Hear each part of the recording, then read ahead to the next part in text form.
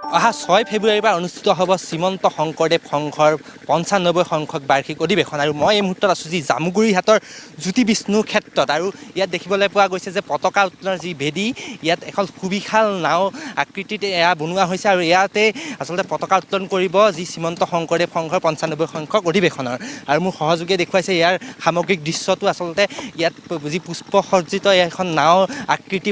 বনোৱা দেখিবলৈ পোৱা গৈছে ইয়াত আৰু অহা 6, 7, 8 ফেব্ৰুৱাৰীৰ 3দিনীয়া কাৰ্যসূচী অনুষ্ঠিত হ'ব যি শ্ৰীমন্ত শংকৰদেৱ সংঘৰ 95 সংখ্যক অধিৱেশন আৰু ইয়াত আচলতে পূৰ্ণ গতিত প্ৰস্তুতি চলি আছে আচলতে যি ৰান্ধনি শালৰ পৰা আদি কৰি সকলো পিনে আচলতে প্ৰস্তুতি চলি আছে মই বিষয়ববী আছে আপোনাৰ কাষলৈ আহিছোঁ যে কি ক'ব কেনেধৰণে প্ৰস্তুতি চলিছে হয় এতিয়া 1.5 মাহ ধৰি ইয়াৰ প্ৰস্তুতি সম্পূৰ্ণ চলি আছে আৰু দেখিছে বাকীখিনি শিবিৰ নিৰ্মাণৰ পৰা আদি কৰি মূল মণ্ডপ নামঘৰটো এতিয়া প্ৰতিষ্ঠা হৈ গ'ল সম্পূৰ্ণ ভোজনালয় কেন্দ্ৰীয় সেৱা বাহিনী গৃহ প্ৰদৰ্শনী এই সম্পূৰ্ণখিনি কাম চলি আছে আৰু 30 জানুৱাৰীৰ ভিতৰত আমাৰ চাগে কাম প্ৰায় সম্পূৰ্ণ শেষ হৈ উঠিব নাওখনৰ বিষয়ে ইয়াত দেখিছে আপোনালোকে সম্পূৰ্ণ এতিয়ালৈকে প্ৰায় 1000 কেবিমান কাঠ ইয়াত লগা হৈছে আৰু 200 কেবিমান কাঠ হ'লে হয়তো এই নাওভাগ সম্পূৰ্ণ হৈ উঠিব পুষ্পসজ্জিতই হ'ব সম্পূৰ্ণ হয় আৰু ইয়াত তলত এটা পানীৰ ওপৰত আমাৰ শ্ৰীমন্ত শংকৰদেৱ সংঘৰ যি পদাধিকাৰ বাপ ভৱেন্দ্ৰ নাথ ডেকা তেখেতে ইয়াত পতাকা উত্তোলন ভাগ কৰিব ধন্যবাদ জনাইছোঁ মই আপোনাৰ ওচৰলৈ আহিছোঁ যে কেনেধৰণে সাজু হৈছে এতিয়া এয়া আমি 95 সংখ্যক বাৰ্ষিক অধিৱেশনৰ অহা 6, 7 আৰু 8 ফেব্ৰুৱাৰীত অনুষ্ঠিত হ'বলগীয়া অধিৱেশনৰ এয়া পতাকা ভেটি আমি প্ৰায় 120 ফুট দীঘল এখন নাও আকৃতিৰ পুষ্পসজ্জিত নাও আমি নিৰ্মাণ কৰি থকা হৈছে ইয়াত এই সম্পূৰ্ণ নাওখন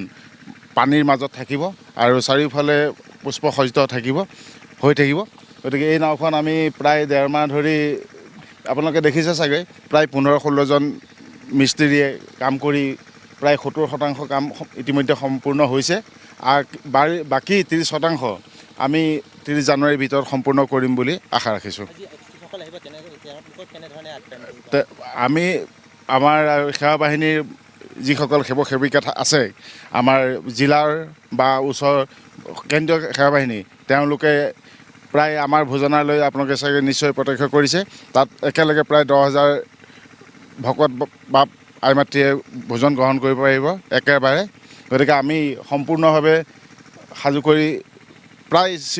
60% কাম ইতিমধ্যে শেষ হৈছে আৰু বাকী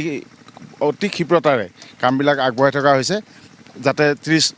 জানুৱাৰীৰ ভিতৰত আমি সম্পূৰ্ণ কাম শেষ কৰিব পাৰোঁ তাৰ বাবে আমি চেষ্টা কৰি আছোঁ ধন্যবাদ জনাইছোঁ আপোনাক আৰু এনেধৰণে দেখিবলৈ পোৱা গৈছে যে যি জ্যোতি বিষ্ণু ক্ষেত্ৰত এনেধৰণে সম্পূৰ্ণ কামত